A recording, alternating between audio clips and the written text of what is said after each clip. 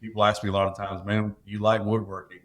No, not particularly. I'm not against it, but I love process and I love talking process. So I think to some extent I was wired that way. And at the same time, I think it is fun to overcome those challenges. I mean, you talk about education, and it is a huge struggle that I don't know how you teach this to the succession planning, right? Who's coming next? So much of what we do is what we've had to learn the hard way.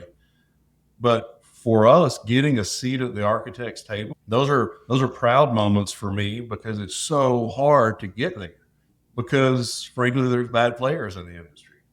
And you have to work really hard to gain the trust to sit at the table to say some of the things that you just brought up, right?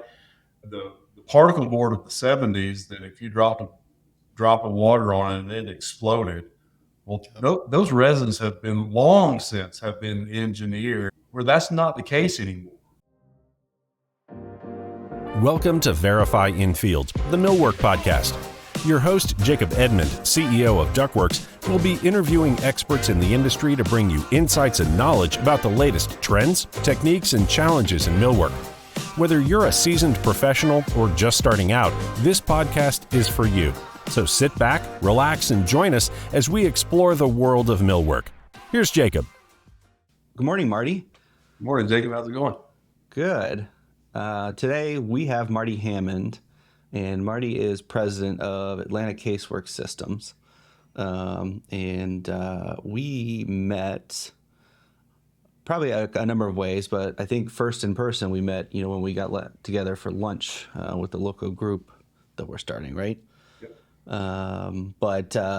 I've heard of you guys, and you guys have a very great reputation here in the Southeast. Do a lot of schools and face frame casework. So I'm really excited to have a conversation with you today and talk a little bit about your journey in the industry. So I think to get started, if you wouldn't mind sharing a little bit about yourself, how you got started in millwork, and your journey to where you are today as president of Atlanta Casework.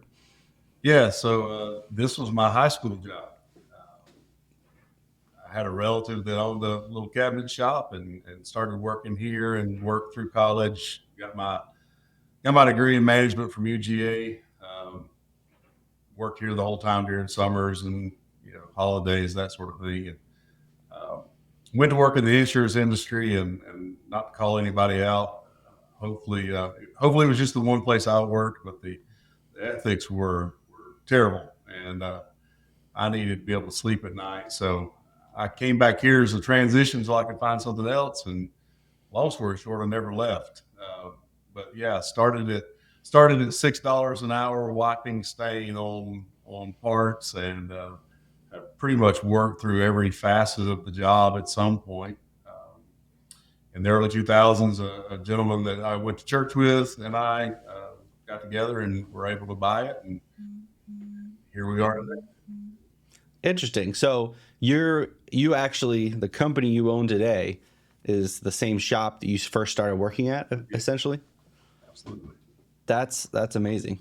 And off topic, but I'm curious if that starting wiping stain had any subliminal driving force between your automation you've done now in your finishing department.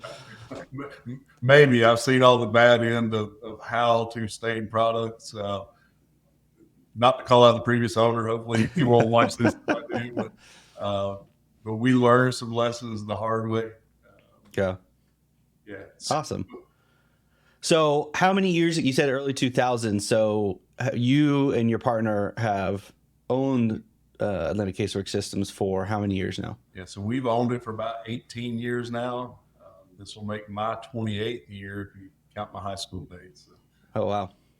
Awesome. I was going to guess, 15 years since high school, but, Well, thanks. I left here for you. Yeah. Well, awesome. So, and Atlanta Casework Systems, you guys are a casework company and a millwork company. By the name, people can assume in the Metro Atlanta area.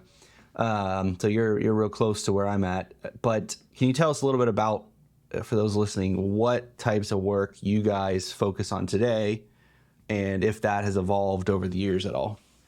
Yeah, so we are a K-12 casework millwork manufacturer. I think more and more we keep moving more towards the millwork side, but don't necessarily want to change the name. We like the casework too. Yeah.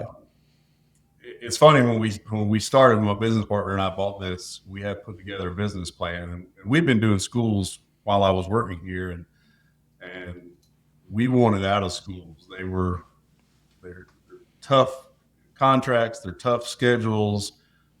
Historically, they're low profit margins, and so we had a business plan that showed our transition getting out of the school market completely.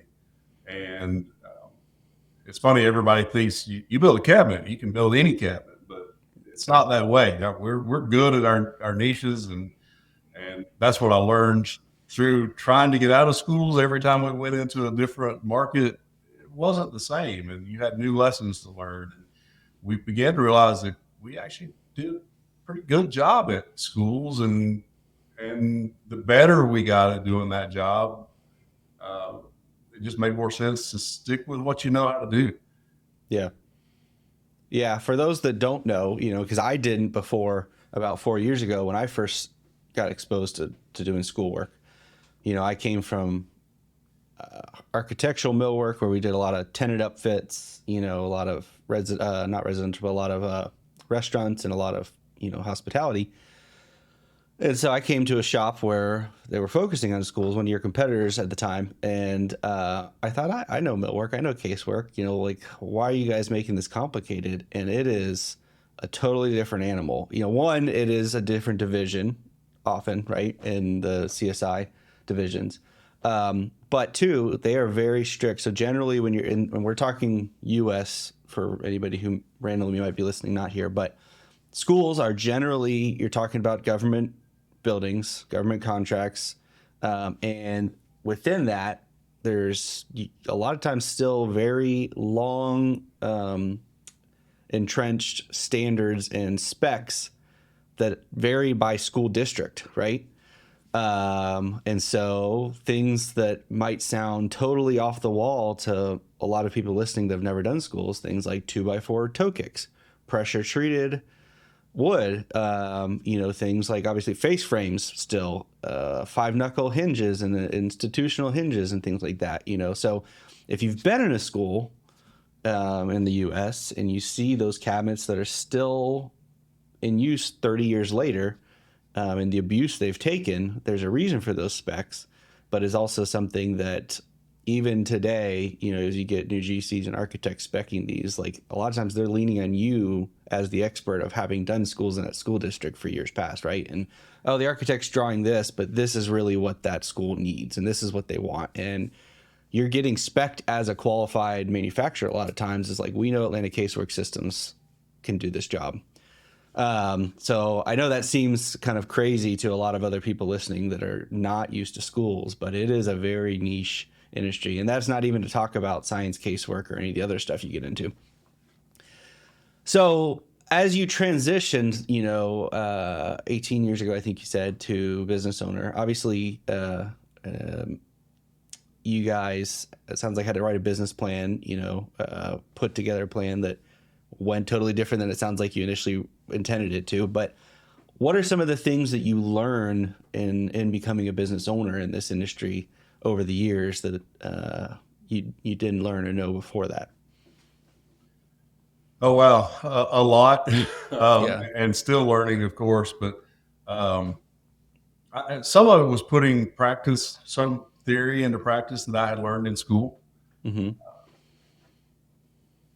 One of the things that really, I guess, shocked me, one of the hardest sells for me was, and you've seen this when you were here, like the first time that we rearranged our plan, it had such a humongous impact on what we did. And of course, we're always looking at bottom line. So first and foremost, our throughput went up overnight just by rearranging equipment, putting some engineering behind the factory, not just sticking a piece of equipment where it's in. Right. Which, again, you've been here. We tend to always get complimented on the cleanliness of the shop, and we don't clean up a lot. Yeah. A lot of that goes into how the factory was engineered, and then hopefully that leads to safety too. And over time, and I'll say this candidly, in the beginning, man, insurance was a nightmare, and safety was a nightmare, and we did it because we had to. If you ever pay out a big enough claim, safety has a real monetary value to it. And so we really drive that now, but so much of it goes into how the factory is engineered. It's not even that we're driving it as much as the system's driving it. So I would say one of the things is just knowing how big of an impact that engineering a factory is. It's expensive to move the equipment around. Yeah. But I think we're on like the fourth redesign at this point, because it always pays off in huge multiples. But that is a jumping off the cliff moment. The first time I did it, it was a lot of money, and it was completely a leap of faith. And man, wish I'd have jumped earlier. We might have been able to get more cabinets out the door sooner. Right. That's interesting you bring that up. I did one of my early episode of podcasts with Alec Kinslow about safety. And if for anybody that's curious about that, you can go back. I'll put a link here. But just what you said is what that a lot of people don't realize until they have a claim, how much of an impact to their premiums, to their, even to the ability to get contracts that your modifier and the things can have on safety. And it's interesting that you think about that now in the context of how you lay out your shop and even cleanliness, because your shop is very clean. And yes, from a sawdust standpoint, but I think a lot of it is even just from a clutter standpoint. And I imagine it's because everything is in its place. Like you have a system for parts go from this station to this station, and they don't sit in transition where they're not, like there's a designated place for them, I assume, right? And that's something I imagine you've developed over time, because a lot of people think of their shops like if people walked into your shop, a lot of shop owners would look at it and say, man, you guys aren't very busy, because they're used to clutter being a symptom, being an indicator of busyness, right? Hey, I've got parts and materials piled up behind my saw, and I've got parts behind my edge bander and all this stuff. Oh man, good, we're busy, we're making money. Was there a transition of that for you? I assume maybe after the first time you redid your shop and you realized, wow, okay, this actually had an impact that I can see, and let's snowball that. Yeah, absolutely. We used to look the same way. In fact, I think it was at the first redesign, we had a consultant in, and he was asking about batch size. Of course, industry term that I think nowadays batch size is something anybody would be familiar with. But 10 years ago, kind of a new term that nobody had ever heard of. But he asked me what our batch size was. I said, well, it depends on the size of the job. And he said, what do you mean? I said, well, some schools can have 1,000 cabinets on, normally 1,000 cabinets at a time. And he looked at me like I was crazy, and he said, I want that number to be 10. And I refused. And at first I said, I'll tell you what, I will try releasing batches of 100. Today we're at 30. He would probably still push me for 10. Yeah. And I may have told you this story, but I had the opportunity to go to Steelcase in Prague. And Steelcase is $1 billion company, and they run a batch size of 40. And so that kind of confirmed to me that maybe there's some logic in it. And like you said, now those waves don't exist, those piles don't exist. It's kind of flat as it goes through the shop, but we're getting 2-3 times as much work out the back door by embracing that smaller batch size. And logically, that was a hard thing for me to, again, that was another one of those leap of faith moments. That was a logical thing that I just couldn't understand. I mean, we have the big equipment. I can cut a lot of parts, but it's more about getting everything through the entire process. And once you embrace it, that was another huge change. Yeah. I think a lot of people, get lost in what's happening inside of their walls as opposed to what the actual goal is product out the door installed, right?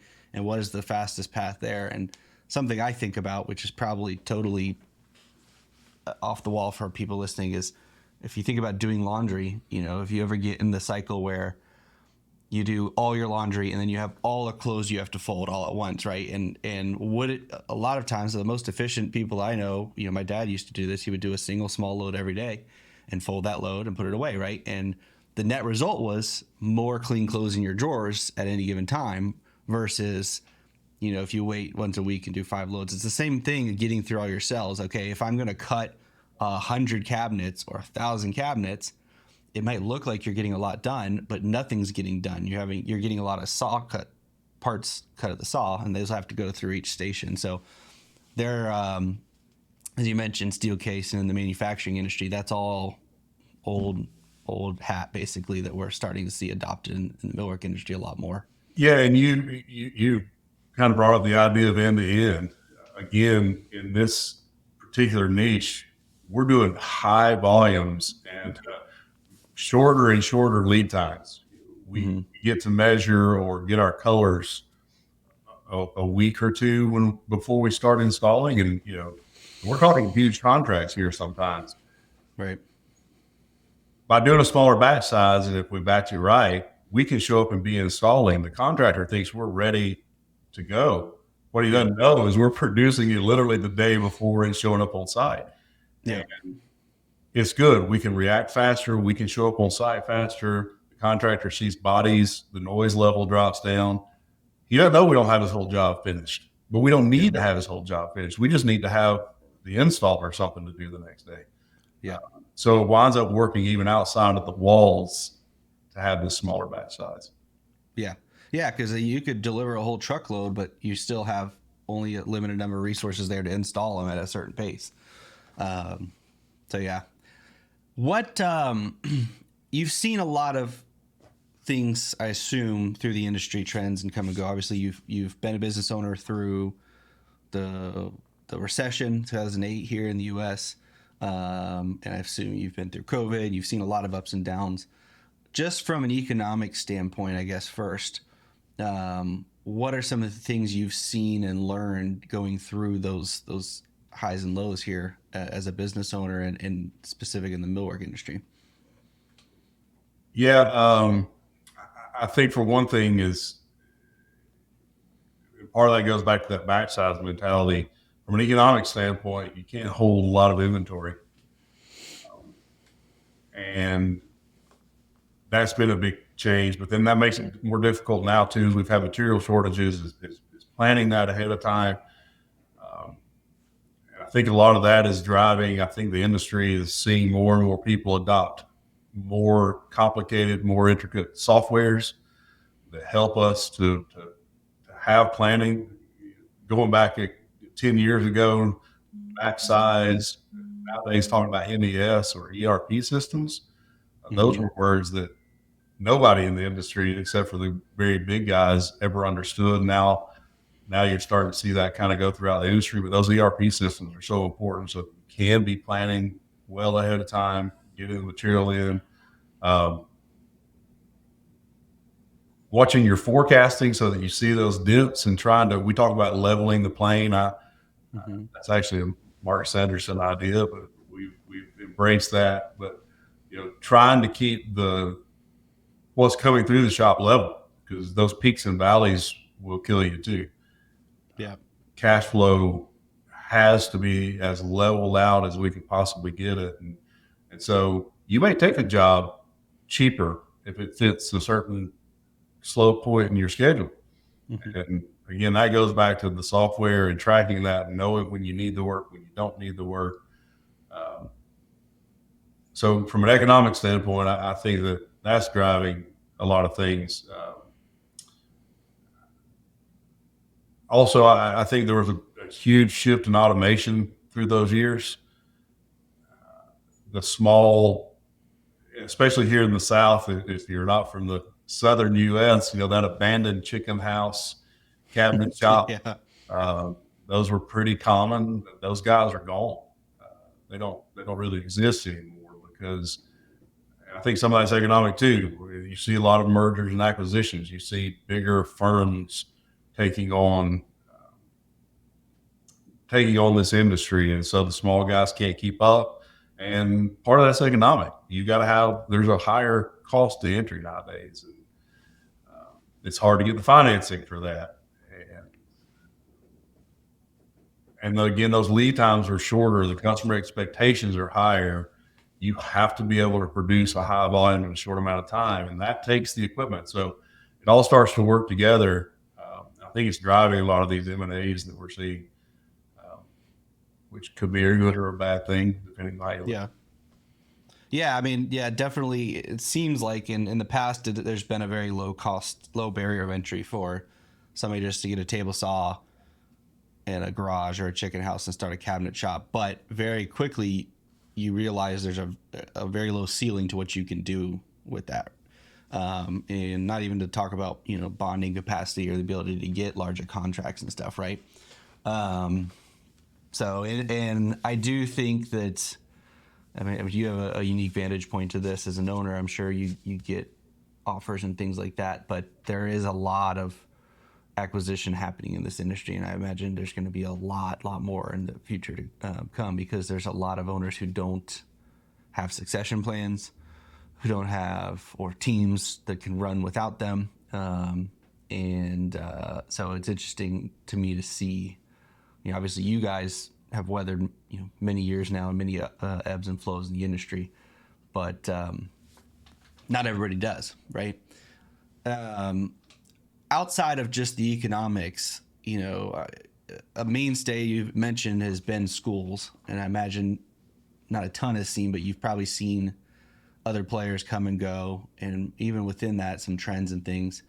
What are some of the things that you've witnessed, just as whether it be trends or things that have changed as far as the market within the industry that you guys have learned from? I know automation is a big one, but at the end of the day, do you think the product you guys are making today is ultimately filling the same need as it was 20 years ago, or has the product itself changed and what clients are asking for changed as well? Yeah, product has changed over the last few years, for sure. More and more, I don't want to bite the hand that feeds me, so for all you taxpayers, y'all can not listen now. But more and more schools, we want our schools to be nicer. We want to send our kids to nicer schools. And so that really cheap masonry wall, black wall, prison, yeah, for a better term, those are starting to disappear, and you're starting to see higher end millwork happening, more open air spaces, more common spaces that are covered with paneling and trim and things that you would have never seen in schools 10, 15 years ago. They're becoming a nicer product, and so they're becoming a more high-end millwork. And so we've had to adjust to take that on. Finish is a bad word, I think, for most people in the industry. It's difficult. It is something that we've had to embrace. We kind of got drug into it, but as we've embraced it and as we've gotten good at it, it's a good thing. But again, that's changed. Time frames. Oh, sorry. Go ahead. Well, I just want to, on that note, would you say that the classrooms themselves haven't changed, but there's so much as you mentioned the common spaces, and there's more amenities in schools these days? So you mentioned at the beginning that you guys are doing more and more millwork. I imagine that's partially as a result of that. I know they just built a high school behind me that's a whole themed high school that, looks amazing and has much more lobby and auditorium and stuff like that than maybe in the past, versus the classrooms themselves haven't changed as much. Is that true? Yeah, I would say that's true. The standard classrooms are the same, but again, these specialized schools, the STEM schools, the college and career academies, the performing arts centers, that are getting adopted almost everywhere now, even in some of the more rural communities that you would not expect. They're putting in nice performing arts centers. They're putting in these the college and career academies where every room is specialized and So that's good and bad. It makes the job interesting. It makes it a little more difficult for competition, but it is more difficult. The job, we love those cookie cutter, every classroom is exactly the same, but those disappear a little more, but we still have to be there just as fast. Right. And so you got to be able to be able to do the custom work too, but at the same speed that you would normally do the cookie cutter, same old box kind of work. Right. I want to get your thoughts on something because, like in my experience, I was at USA Millwork, for example. We had many different divisions, and one of them focused a lot on schools historically, and others on more higher end. And even just in the industry in general, there's this kind of topic or idea of quality. And so I think a lot of people look at, okay, hey, say like I'm at a millwork company that focuses on, we stitch our own veneer, we do a lot of high end, monumental type work, and they say, oh well, we would never do the quality of Atlanta Casework Systems, and I think that's from my perspective, my opinion, I think that's a misplaced or misuse of that word, because one, quality is in what we do, I think, is very much specific to what is the client asking you to produce. And you can have poor quality school casework and high quality school casework, and it's still a different product than high quality, high end millwork and poor quality high end millwork, right? So I think that's an insult to say that Atlanta Casework Systems does poor quality. However, it is accurate to say that there's a different expectation and a different product that most of those schools are buying, right? And so I think that's important, though, because a lot of people who don't have experience on different types of products in this industry, and they say, oh, all we do is high end. We would never do anything but blueprint matched veneer, for example. But I would challenge and say, yeah, but you probably couldn't produce the same quality school box that Atlanta Casework Systems. So what is your thought on that quality versus the different expectations of the product, and how that plays into the type of work that you guys produce and go after? Yeah, I think you hit the nail on the head. It's more about an expectation, and going back to the challenges, things have shifted. There is a quality expectation and budgetary concerns. There's an expectation on budget that standard classroom. Not saying that it's poor quality again, but the expectation for that standard classroom is a lot different than the expectation of the paneling in a performing arts center. Right. And you get used to being the guy that performs the expectation of the classroom, and now we're being thrown into this new field where we have to step up a quality for that performing arts center with the paneling and the trim. And both of them are quality products. They're both going to stand their purpose over time. You brought it up earlier. I mean, schools, the cycle counts that have to happen on those hinges, those drawer slides, the just absolute abuse. If a kid can tear it apart, they'll figure out a way to tear it apart, and that's always something that's in the back of our minds. But at the same time, especially on our side of things, those budgets are set when you start. We've passed that SPLOST fund, that tax, and we can't afford to go over. And so we have to be able to hit this monetary target and still get the amount of cabinets we need to house a certain amount of kids. Right. And we want that to be as nice as possible, but stay within the budget. And so it goes back to that expectation. I think maybe that's what drives some of these specs that we see that we deem difficult. But there's a lot of challenges that go into designing a school. Yeah.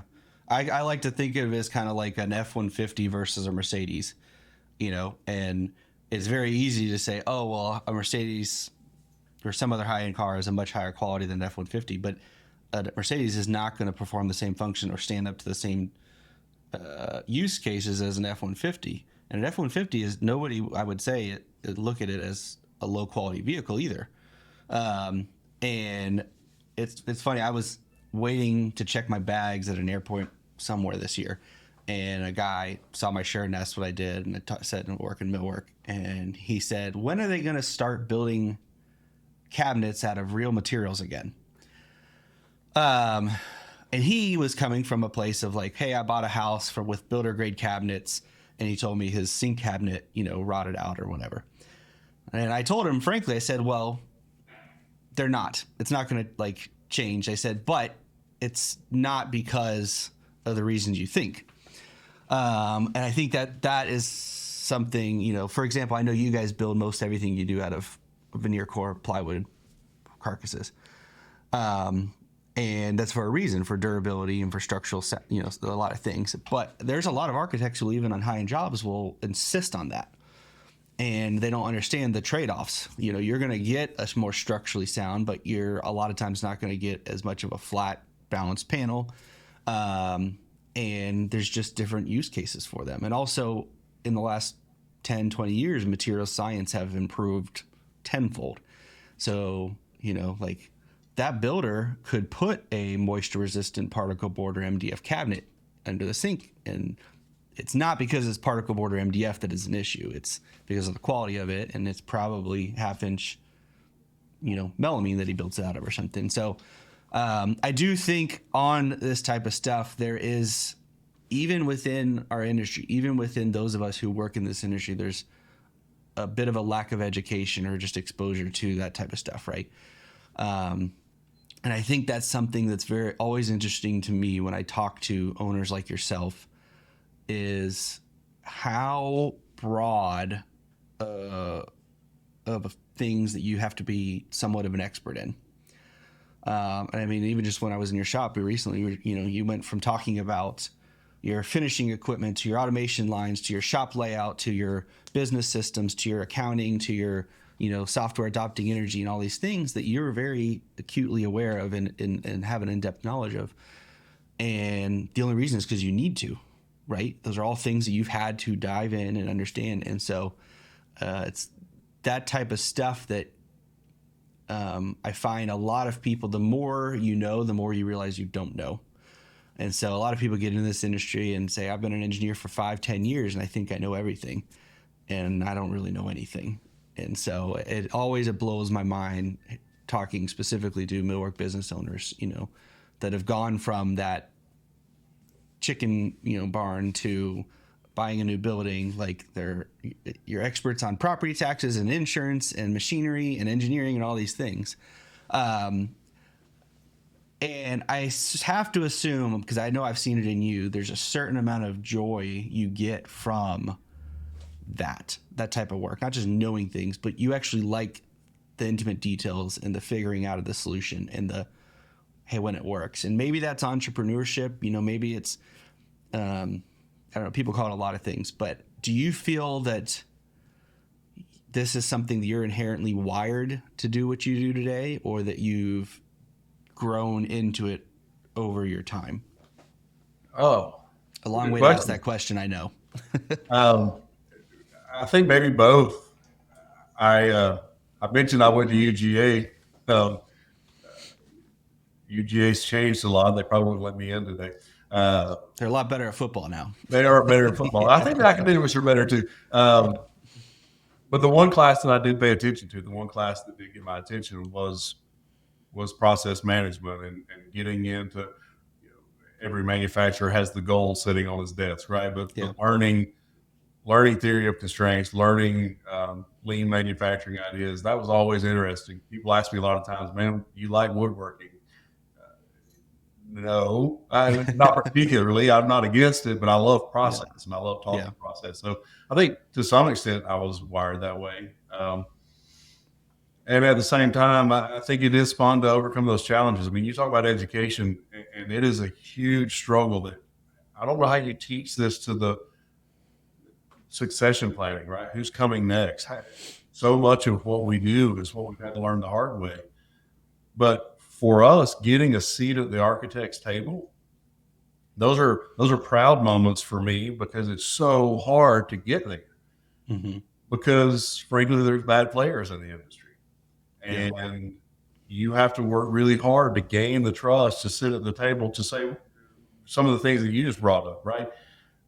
The particle board of the 70s, that if you drop of water on it and it exploded, well, those resins have been long since have been engineered where that's not the case anymore. But some of these spec writers, they absolutely will not listen to that, right? Because they remember those cabinets that, especially in the school industry, that art room, that's the one. You can walk in on a remodel and the art room just looks like it exploded because it gets water on it all the time, and paint, and it just gets abused. But there are better budgetary things that would fit in the budget. There are better ways of doing it that will fit into the budget, but getting a seat at the table and having an architect that will welcome some new ideas, that's hard. And, we're fortunate to have created some of those relationships, and hopefully those architects will tell you that I'm their best millwork guy, and I will tell you that they're our best architects. They're not designing things that much differently than the competitor down the road, but we have a seat at the table. And so they call and they say, hey, we're designing a new school. How can we get better? And ultimately, I think that's part of, maybe I digressed a little bit to your original question. Like, I just love the challenge of continuous improvement. And so I like teaming up with architects and owners who are also saying, hey, what do you see that's a better way for us to do things? And because there are some entrenched bad specifications out there that only exist because that's the way we've always done it. And the way we've always done it is rarely the right answer. Yeah. There's an interesting kind of chicken or the egg dynamic, I think, the way I see it, is a lot of these specs were written as a result of there being a lot of bad mill workers out there and needing a standard to say, hey, let's weed out, like, you have to do, we know this works. There might be other options. We know this works.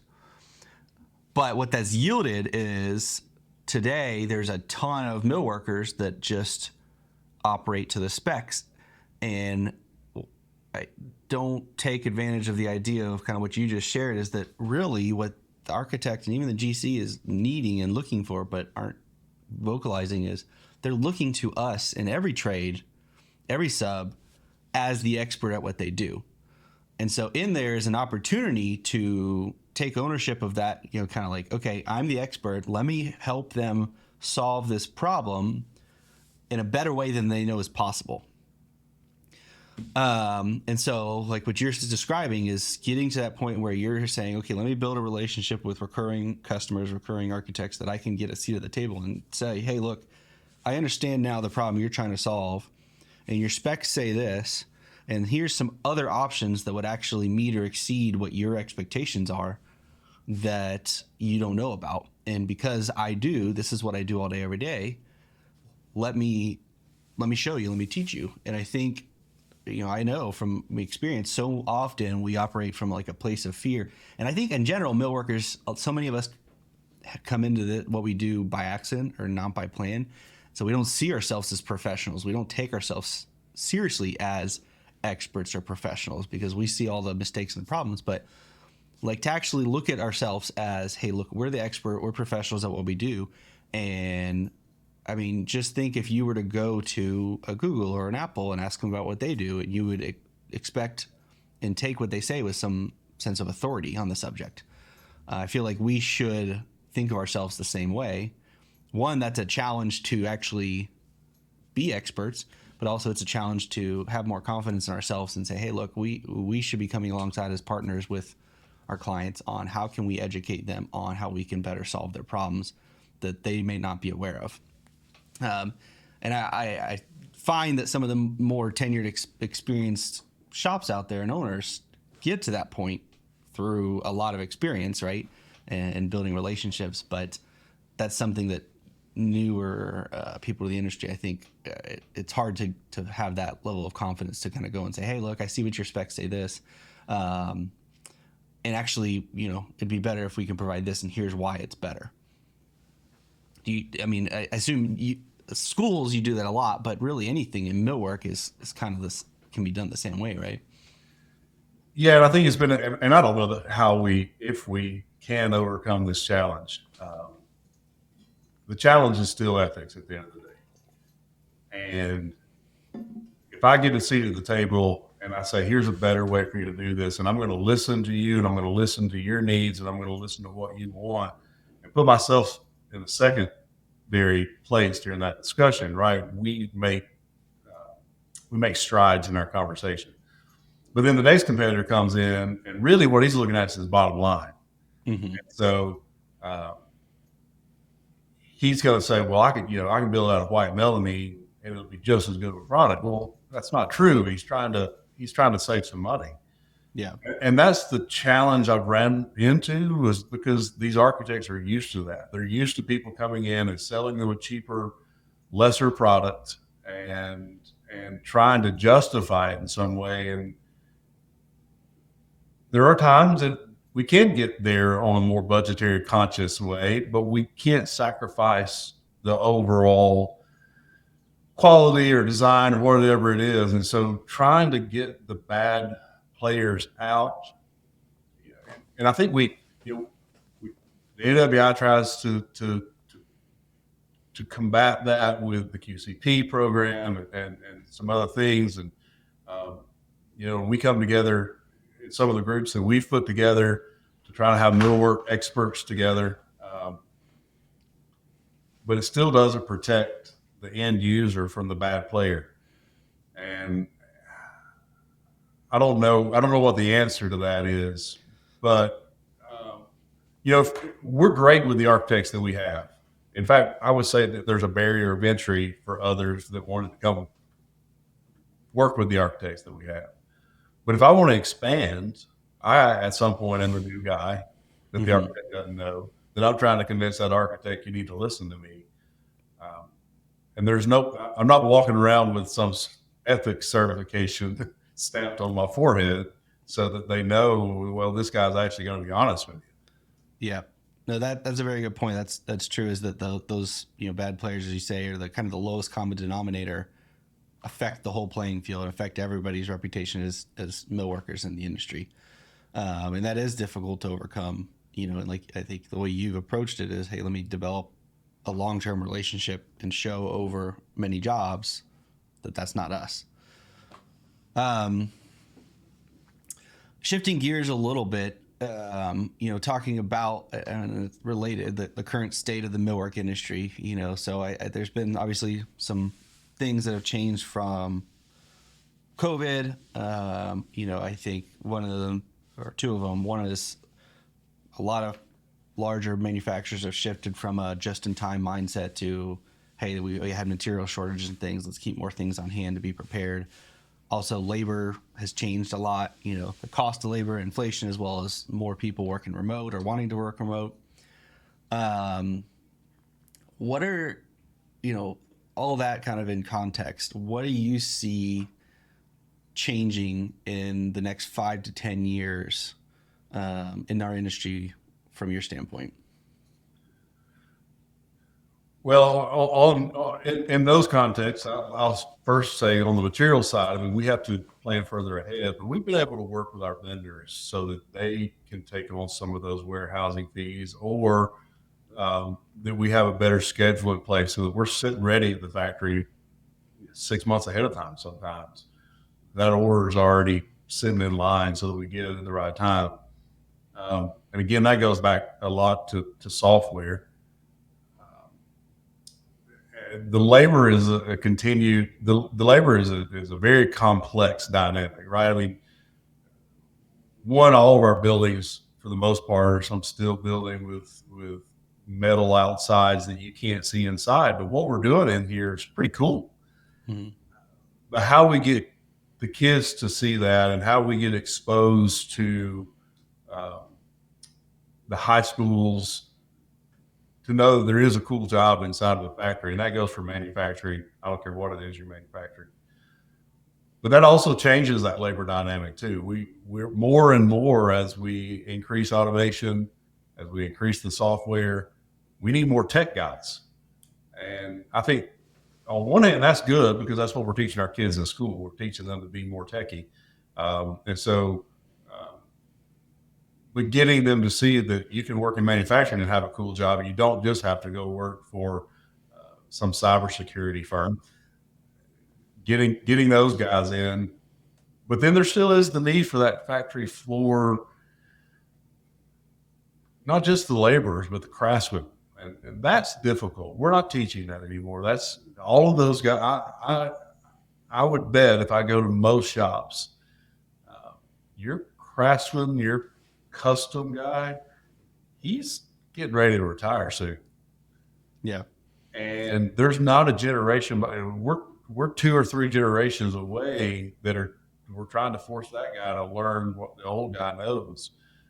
And I think that's happening everywhere. And so I think in the next 2 to 5 years, I know we're looking very seriously into it at this point. Robotics is going to be absolutely huge on the factory floor. Labor is getting tougher and tougher to get. The robots are getting into a range where they seem to be affordable. Mm-hmm. I feel like it'll be easier to get somebody to program a robot than it will be to get a guy to actually run a machine. And I think we're right on the cusp of that. I'm actually excited about that. I'm excited to start embracing some of that robotics and see how it works, and hopefully it'll break down all the time when we finally start buying them. But I think you can see that. Awesome. Yeah, no, definitely. I agree. I think that's a big thing, and it's already happening a little bit. But yeah, figuring out how to, because it's not something you can just buy the robot and it's solved. You have to have somebody to program it. You have to have a way to integrate it. But I know multiple business owners that think the same way. I visited one recently, and he's trying to figure out how to make a full large scale 3D printer robot that can make interior structures and stuff instead of making them out of plywood. So there's a lot of development happening there to try to figure that out.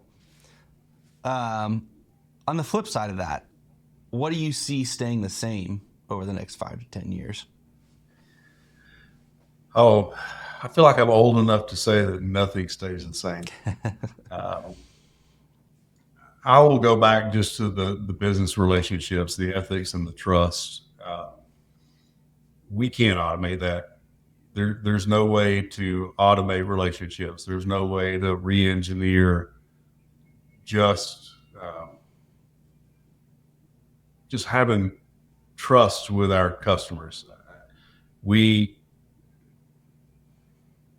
used to, when I first bought this business, or actually before I bought it, the previous owner was always very much against networking. Those guys are going to steal your ideas. And we found that to be just the opposite. Everybody can build a cabinet in this industry, but having those relationships, having that trust. But outside of that, I think this industry is pretty dynamic, and I think there's a lot of changes coming. I don't know that a lot of things are going to stay the same. Change is the constant. Yeah. Okay.